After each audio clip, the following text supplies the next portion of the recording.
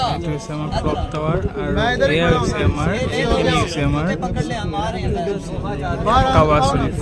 এইটো হৈছে কাবা শ্বৰীফৰ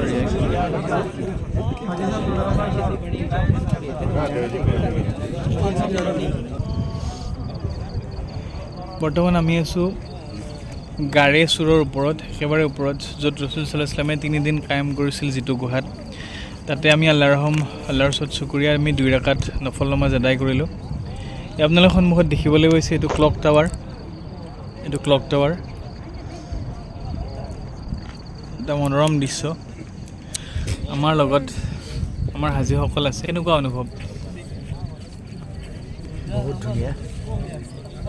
আমি এই যিটো ইয়াৰ পৰিৱেশ আৰু গাৰে চুৰ যিটো হুজুৰ পাক সাল্লাল্লাহু আলাইহি সাল্লামক আবু বকৰ ছিদ্দিক ৰাদিয়াল্লাহু আনহু তেওঁৰ কান্ধত তুলি আনি এই জেগাত লৈ আহিছিল আৰু ইয়াতে লুকাই ৰাখিছিল, সেই ঠাই চাই আজি আমি সন্তুষ্ট।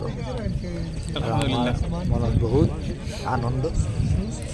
আমাৰ যি আশা আছিল সেই আশা পূৰ্ণ হৈছে। আলহামদুলিল্লাহ, আল্লাহৰ ওচৰত শুকৰিয়া। আপোনাৰ কেনেকুৱা অনুভৱ? আসসালামু আলাইকুম। আমি এতিয়া বৰ্তমান গাৰেচুৰ পাহাৰৰ ওপৰত আমি নফল নামাজ 2 ৰাকাত পঢ়ি আল্লাহৰ ওচৰত লাখ লাখ শুকৰিয়া।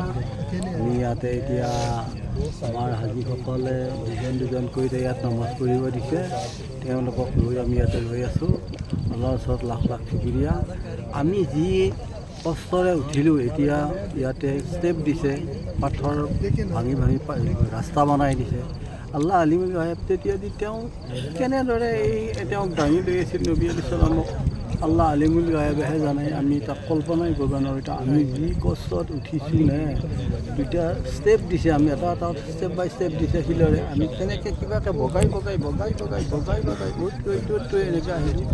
আল্লাহ আলিমুল গায়বক কেনেকৈ আনিছিলে তেওঁ, তাকে আমি মানে আচৰিত আৰু হতভম্ব দেখি। সুন্দৰ পৰিৱেশ ইয়াত থাকিলে মানে ঘৰ লগি বস্তু লাগি মনতে নপৰে, ইমান ভাল পৰিৱেশ। এতিয়া আমি বহি আছোঁ, কি ধুনীয়া হাৱা চলি আছে ইয়াত। সকলো ভাগৰ নাইকিয়া হৈ গৈছে। ভাগৰ একো নাই, আমি যিমান কষ্টত উঠিছিলোঁ এতিয়া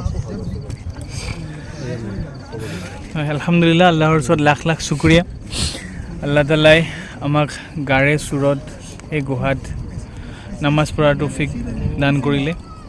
আমি দোৱা কৰিম আল্লাহ তাআলাই যাতে আমাৰ সকলোৰে উমৰাহ কবুল কৰে, আৰু যিসকলে উমৰাহ কৰাৰ নিয়ত কৰি আছে আল্লাহ তাআলাই তেওঁলোককো উমৰাহ কৰাৰ তৌফিক দিয়ক, আৰু জবলে চুৰত আহি নামাজ পঢ়াৰ তৌফিক দান কৰক।